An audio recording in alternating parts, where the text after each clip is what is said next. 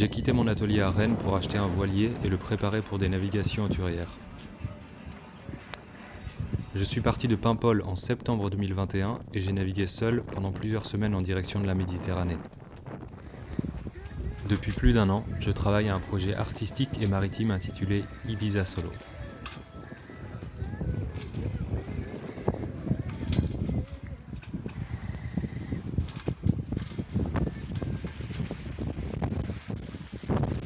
L'idée d'un voyage en bateau aux îles Baléares m'est venue pendant le confinement. J'étais persuadé que les discothèques et boîtes de nuit allaient mettre la clé sous la porte suite à la pandémie. Que ces bâtiments atypiques allaient devenir une friche d'un nouveau genre. J'ai imaginé que de plasticiens s'y implanteraient et qu'une nouvelle scène artistique pourrait y voir le jour. Mon idée, c'était d'aller à Ibiza à la voile, en éclaireur, d'y faire un repérage et de raconter toute cette quête en peinture. Voilà, je viens de me mettre au mouillage avant la nuit, donc j'en profite pour faire un petit tour du bateau de présentation. Je me suis garé où il n'y a personne. Là, il y a un panneau solaire. L'intérieur qui est un petit peu en bordel après une journée de nave. Bon, j'ai pas beaucoup d'électronique à bord, mais presque tout est ici. Et la cabine avant, avec le surf que je vais décaler pour dormir. Voilà. Et la lecture du moment. C'est pas mal. Au nord du Portugal, j'ai repéré une petite voie d'eau lorsque le moteur était en marche. J'ai continué mon voyage en utilisant le moteur au minimum, juste pour rentrer et sortir des ports. Malheureusement, quelques jours plus tard, en quittant Porto, il est complètement tombé en rade.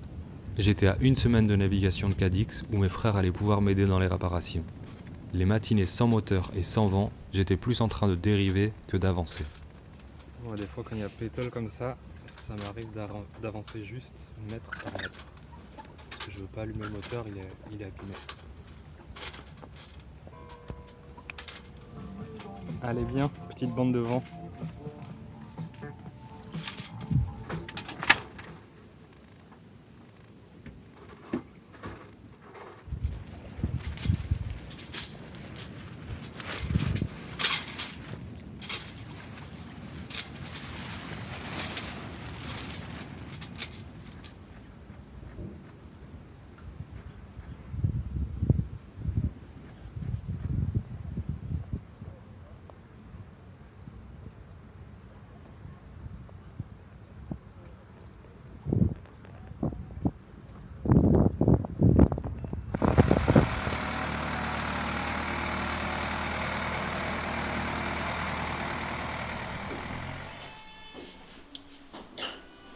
Cette escale technique en Andalousie est devenue une escale picturale. Les nuits devenaient trop longues et l'envie de peindre était grande. J'ai trouvé un local au Puerto de Santa Maria et tout l'hiver, j'ai commencé à peindre le début de ce voyage.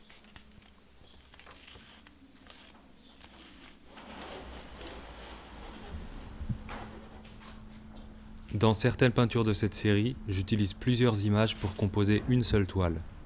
Je peins à l'huile par transparence et surimpression.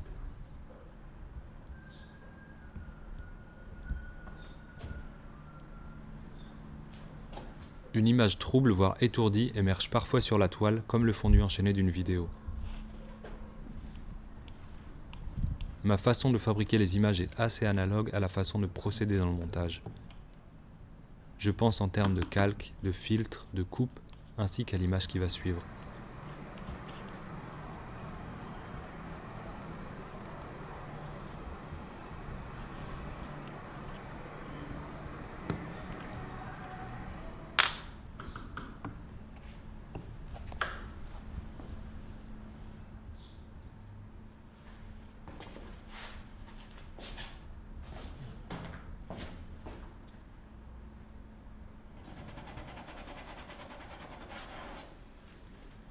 Lorsque j'ai commencé cet ensemble, ma crainte était de peindre des petits bateaux. La seule contrainte que je me suis posée était d'adopter un point de vue embarqué. Pas de vue depuis l'extérieur, depuis un drone ou autre. Je voulais un regard à la première personne.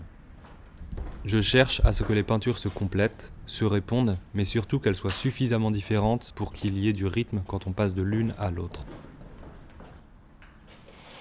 J'utilise cette série pour explorer différents registres avec des images documentaires et d'autres plutôt oniriques.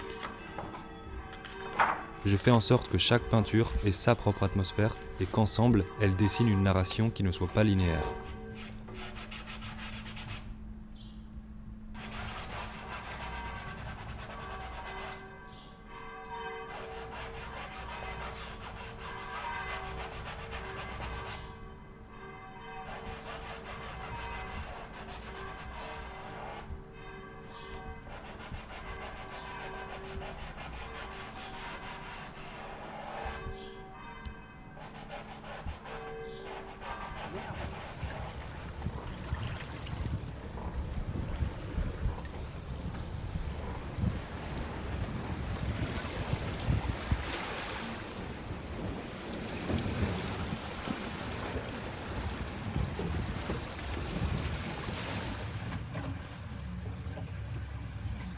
J'ai dû vendre mon bateau parce que j'arrivais dans le rouge financièrement.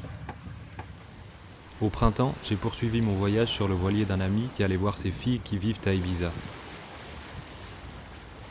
Nous sommes passés de l'Atlantique à la Méditerranée par le détroit de Gibraltar. Arrivé sur l'île, je me suis rendu compte que mon diagnostic de départ quant à la possibilité d'une future scène artistique à Ibiza était à côté de la plaque.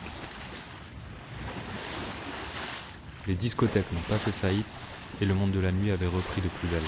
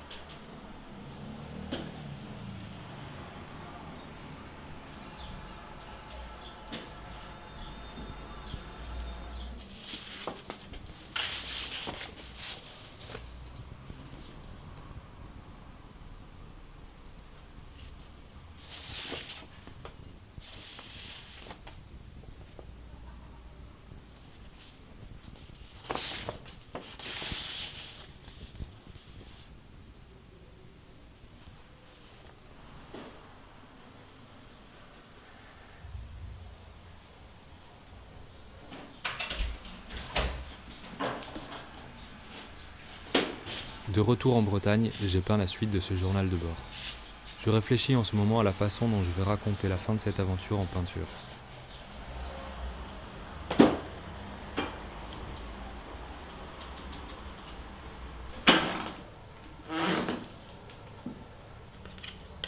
En même temps, je ne suis pas sûr de vouloir verrouiller la narration.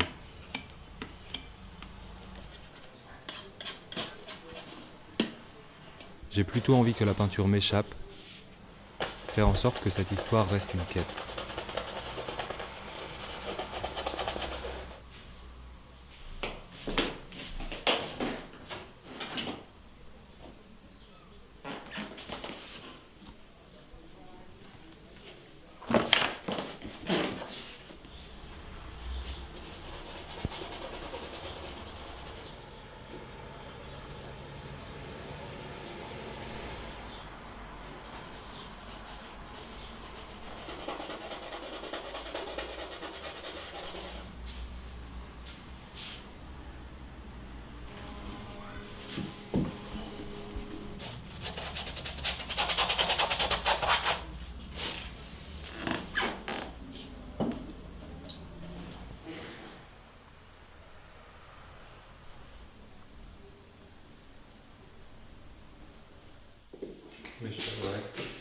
Mais je sais pas encore. En fait, celles qui sont là, c'était celles qui ont été faites plutôt à l'aérographe, à l'acrylique, à l'aérographe.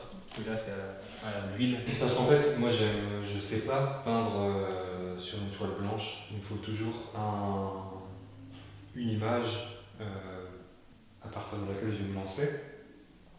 Et là, pour ce petit format, je peins de façon vraiment aléatoire, enfin, c'est vraiment des effaçages de brosse.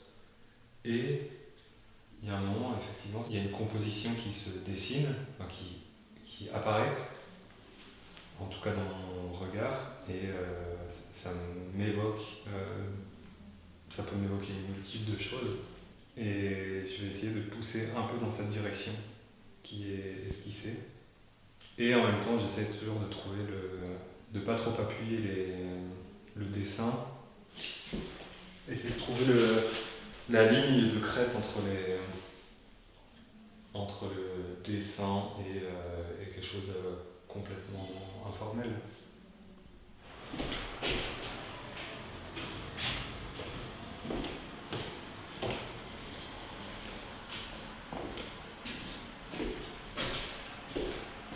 Pendant la navigation, j'ai éprouvé le paysage et traversé différents états, comme la confusion, la solitude, la fatigue profonde, les hallucinations. Ce sont toutes ces nouvelles images, ces visions qui m'ont inspiré pour démarrer ces peintures.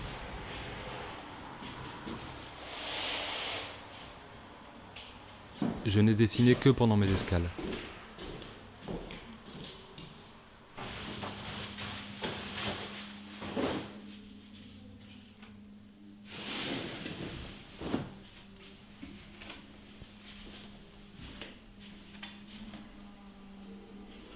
D'ailleurs, je ne dessine que très occasionnellement. Dans mon carnet, il n'y a que des esquisses utiles que je vais peindre plus tard. Je prépare aussi des peintures en dessinant sur une tablette.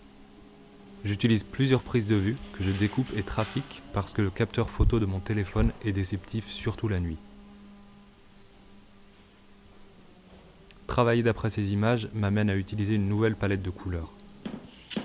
J'essaye aussi de revivre le voyage depuis l'atelier, d'aborder la peinture en me remémorant la qualité des rêves que je faisais quand je dormais à peine sur le bateau, souvent par tranche de 15 minutes.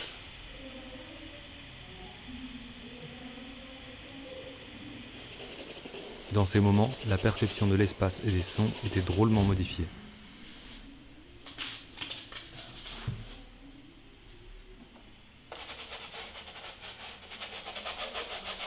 Par la peinture, je cherche à retrouver la consistance de ces moments.